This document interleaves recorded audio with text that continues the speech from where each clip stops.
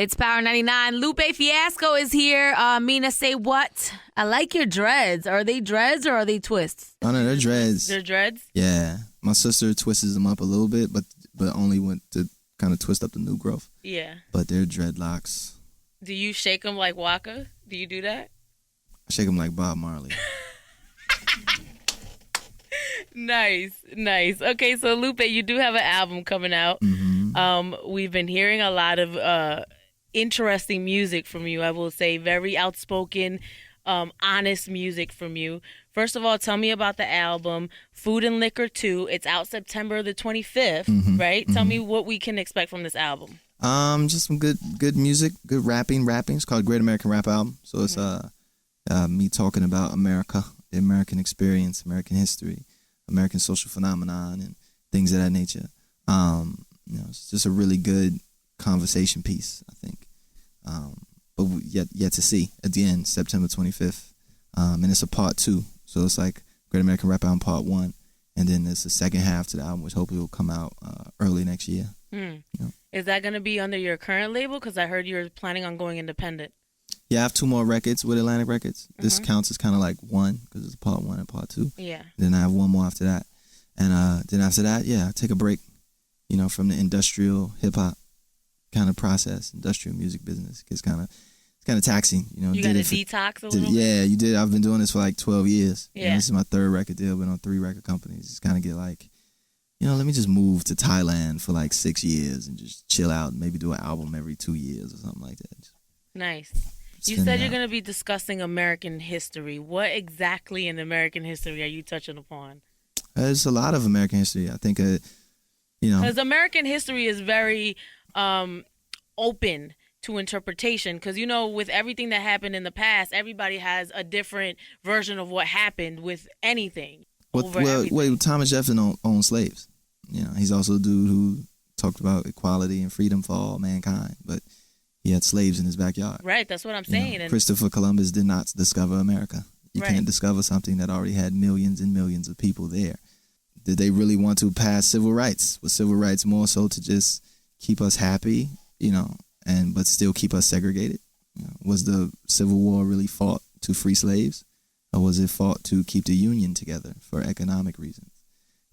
So it's certain things in American history, of course, like you said, that are open to interpretation, but then there's a bunch of it which isn't. A bunch of it is factual. This happened. This many people died. This guy had this. It's on record. So a lot of stuff, a lot of the songs on the album, that specifically talk about American history, because every song doesn't, is sourced. So I pull from this book, or pull from this history book. Pull from and recent history. Pull from CNN and BBC News and what have you. So I try to eliminate that kind of doubt. From the conversation from the door. Before I even went in and wrote a verse, I made sure that it had a source. So when people say, "Hey, man, that didn't really happen in such and such," and I'm like, "Yes, it did," because there's the newspaper article that talks about it. Have you pursued maybe being a commentator for CNN? I could see you doing that. Nah, No? I don't really have the Negative? Nah, I don't. Nah, negatory. I really don't have the capacity. I don't want to do that. You don't have the I don't want to do that. Okay. I don't necessarily want to keep putting out albums. You know what I'm saying? So it's just kind of like, I need to decompress. I definitely don't want to jump right back and, stop this and jump right into the arena. Right. Where I'm actually, it's the one thing about being in the public sphere is, you can say something that's very, very simple and very, very even jokingly, and then it becomes front page news, and then you got to defend somebody else's opinion of you. And it just it gets kind of played out, For example, the recent thing that you said about hip hop and the state of hip hop, and how you just don't like certain songs sung by certain people. No, I didn't say certain people. See, that's the thing. The blogosphere twists. Yeah, but I didn't say certain people. Right. I didn't even mention names. They just assume. And I mentioned names in some capacity to people that I like, and then comparatively to whomever. But it doesn't mean that I necessarily dislike someone. Or definitely champion the persons that I mentioned causes completely. I don't agree with everything Jay-Z talks about, but he executive produced my first album and took me on one of my first big tours. Right. But that I still don't agree with everything that he talks about on his records. Same thing with Nas, who's like my hero. But I don't necessarily agree with everything that he says on all of his records. Having an opinion these days, when the whole world is kind of based on everybody having an opinion, is a little funky. I think there definitely has been like this rift in music since in urban music, hip hop, everything. It's always been all right. The booty shaking, ratchet stuff, and then the people talking about introspective and real stuff. So I think it's been going on a lot. It's just I feel like a lot of the people talking about real substance is kind of fading out a little bit because we're so used to hearing the booty song or the ratchet song and everything. Well, those have the most economic incentive. Right. So it's all economics. People want to have fun. Of the day. Not even having fun. People want to make money. So it's just kind of people would be like, hey, do you want to have fun or do you want to make money? People are like, I want to make some money. I'll have some fun later, maybe. Yeah. But these songs are fun. Like if you go, Yeah, but they're destructive though. Very and it's kind of like, now what? We've had our fun, but you've exploited this, you've exercised this, you've influenced this, and then people complain about the state of the affairs of the world. It's like, well, where do you think, who's responsible for it? Do you watch reality TV? No. Zero? You don't watch Love and Hip Hop Atlanta? No. Okay, let's talk about bad bitch bad. Mm-hmm. Explain this to me. What is going on with the word bitch? It's bad. In its usage, referring to a female dog, it's perfect. It makes sense because that's what it was for. When you refer that to a human being, and then what it means, and not necessarily, bitch, but more so the bad bitch phenomenon. Like she's a bad bitch, meaning she looks good, she's got it together. You should just call it's an oxymoron to you? You should just call her good then. She's a good bitch? You should say good. You can say good woman. The hook she's a good woman. The hook is bitch bad, woman good, lady better. There's a bunch of words out there to refer to it. It just seems to me it's such a defeating thing. Listen, I love the Dream song, okay? And he says no disrespect, but I got a dope bitch. I got a dope bitch. You don't think the context of the word kind of changes how bad it is sometimes? When you're talking to a female? Oh, I see. Lupe, I see where you're coming from. You're worried about the future. You're worried about the culture. You're worried about the messages that we're sending and putting out there. Mm-hmm. A lot of people, and I say this all the time, there's a lot of people growing up without the mother and the father figure. Parents are absent. Families are breaking down. I hear you. I am there. I say it all the time. What do you say to the people that say rappers don't raise your children, or music doesn't raise your children, or reality TV doesn't raise your children? You raise your child. I can't say anything to them. I'm not a parenting expert. I'm not a child raising expert. I don't have kids. I don't have kids. I'm fortunate enough to have 3 little sisters. And I kind of see what they do to get an idea of what that means. I don't know what to tell them.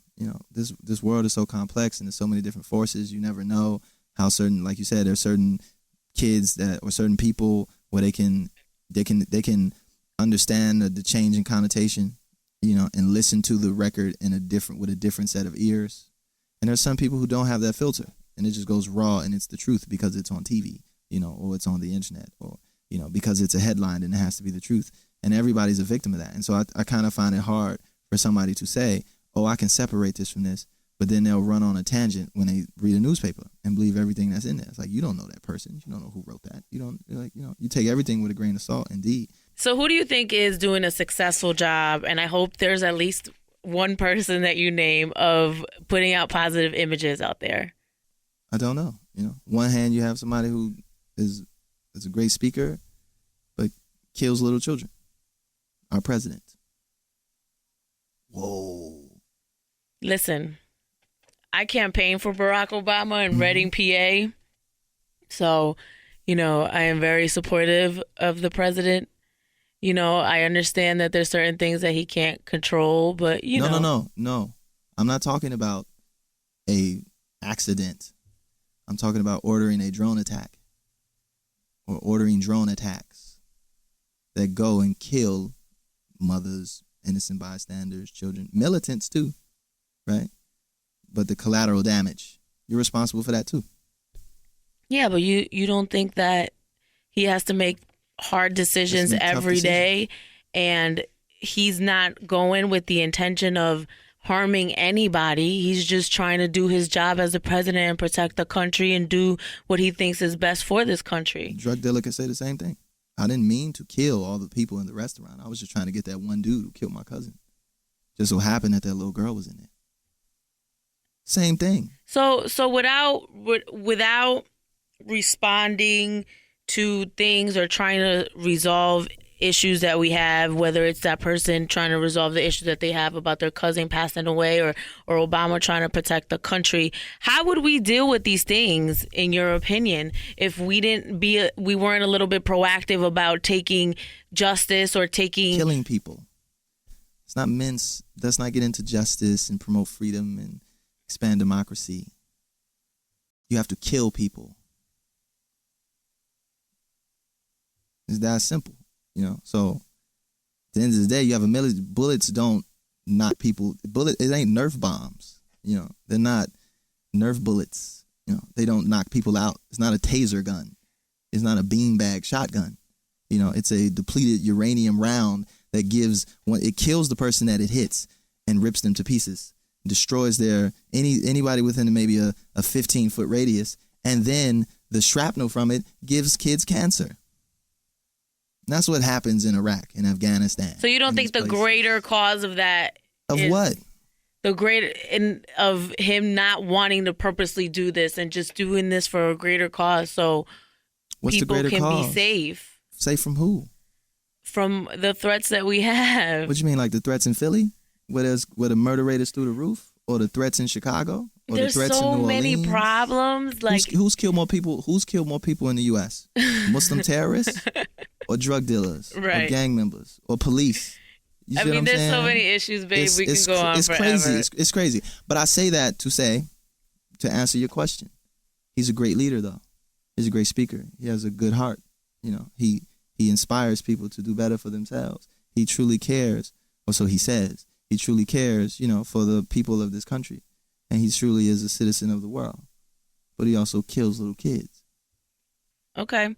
Well, let's talk about Lamborghini Angels. Tell me about that a little bit, because I've been hearing about it. That's the next joint that's coming after Bish Bad. Mm-hmm. It's not necessarily the next big single, but we'll see what happens, But it's definitely one of those joints that's going to be a conversation piece, conversation about style. American history. This one specifically, Around My Way, which is the first kind of street record, kind of gave you a glimpse of what the collage, what the album was going to be about, just focusing on different little American kind of things. Right, I've heard it. It's a Pete Rock sample. Indeed. Mm-hmm. So Lamborghini Angels is probably a little bit more in depth, mm-hmm, focusing on one particular thing, and just kind of fleshing that out as best as I could. And it's a very deep record. It's very fun. Is it as deep as we just got? Yeah, with Obama? It addresses that, and just to level it out, every president was like that. That's what I'm saying. They're making. I'm sorry to get on track, but presidents make hard decisions every day. So and you gotta kill people, and everybody has their opinion. Hey, you have to kill people with your music. Who is somebody that you want to collaborate with? In the future of all hopes, mm-hmm, Damian Marley. Get a blessing from one of the Marley family would be pretty all right. You like the Nas? I love the album. That's still Distant Relatives. That's still like my favorite album even now, even though it came out like 2.5, maybe 3 years ago, whenever it came out. But that's still like my favorite hip hop album right now. Okay, so maybe Damian Marley and Nas, is that a possibility? Lupe, is that something you want to do? I don't know. Thank you, Lupe Fiasco. We just had a political conversation, religious conversation, James Baldwin, music, history. You put me on. Lupe Fiasco, I Mina SayWhat, Power 99.